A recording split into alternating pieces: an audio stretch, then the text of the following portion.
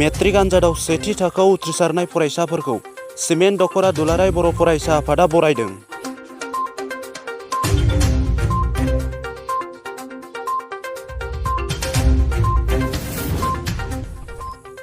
(2022) मायथाइनि मेट्रिक आनजादाव सेथि थाखोआव उथ्रिसारनाय फरायसाफोरखौ सिमेन्ट दख'रा दुलाराय बर' फरायसा आफादा दख'रानि बेन्दोङाव थानाय सा 13 फरायसाफोरखौ सिबि बड' गोजौ फरायसालिनि नब्लाङाव बरायदों।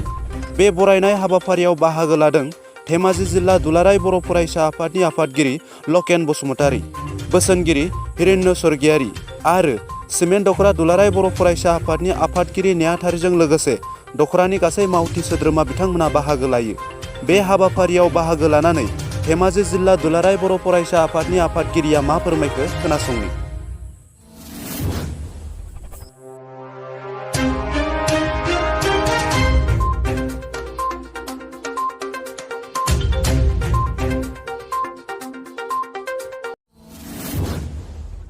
सिमेन्ट दख'रा दुलाराय बर' फरायसा आफादनि बानजायनायाव दिनै सिबि बड' हाइ स्कुल आरो टिडि बड' एम इ स्कुलनि फरायसालिमायाव जिरायनानै जा मोनसे सेथि थाखोआव मेट्रिक आनजादनि सेथि थाखोआव उथ्रिनो हानाय फरायसाफोरनो मान बावनाय हाबाफारि, बे हाबाफारियाव दान्दिसे बाहागो लानानै जोबोर गोजोननाय मोन्दों।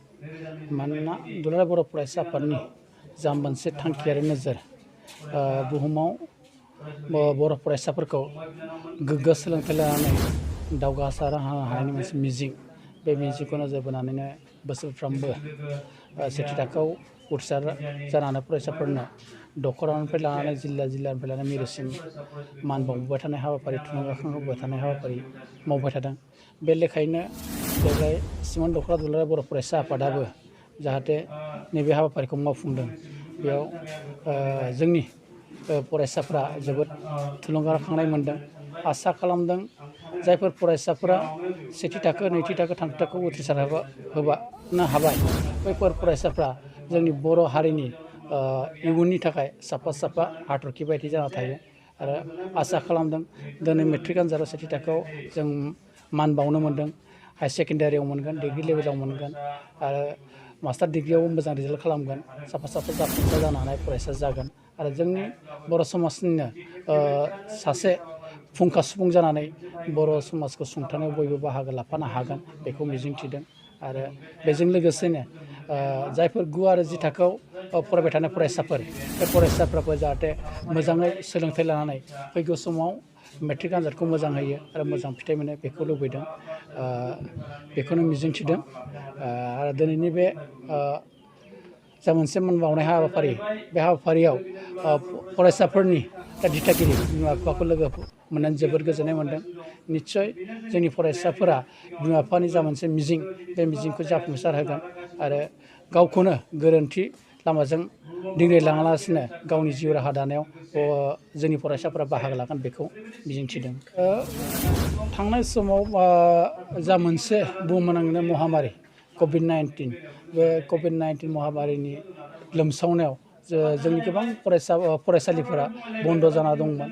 दा बेयाव जोंनि फरायसाफ्रा सोलोंथाइ लानायाव जाखिनि फोरोंगुरुफोरनिफ्राय जा मोनसे सोलोंथाइ बिथिंखौ मोननांगौमोन, बे बिथिङाव बन्सित जाना थादों।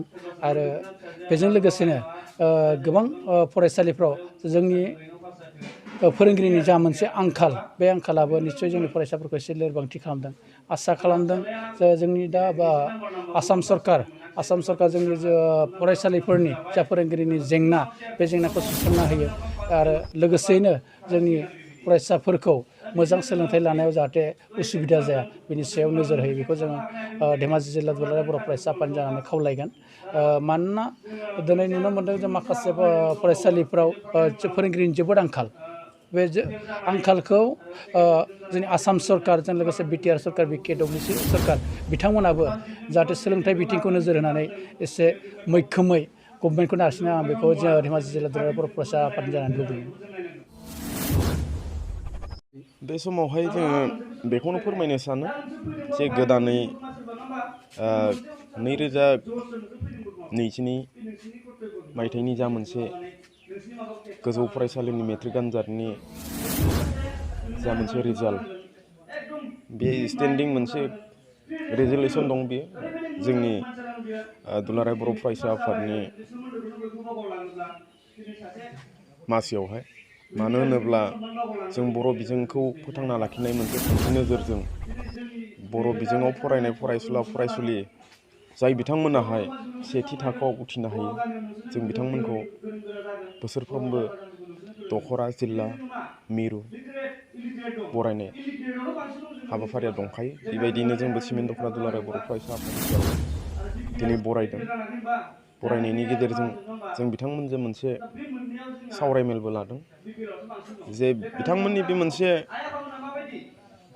गोजौ फरायसालिखौ सेथि थाखोआव उथ्रिसारनो हानायनि उनावहाय कलेज लेभेलाव बा हायार सेकेन्डारि लेभेलाव माबायदि सोलोंथाइ लाहैनांगौ आरो सोलोंथाइ लानाय बेलायावहाय बा बिथिङावहाय माबायदि थाङोब्ला गावनि केरियार दानायावहाय गसंथानो हागोन बे गासै बिथिंखौ नोजोर बोनानै जों जिल्ला आफादनि आफादगिरिखौ लेंहरनानै आरो जिल्ला आफादनिनो बोसोनगिरि बिथांमोनखौ लेंहरनानै जोङो दान्दिसे फरायसाफोरजों सावरायलायनाय बे हाबाफारिखौ लादों।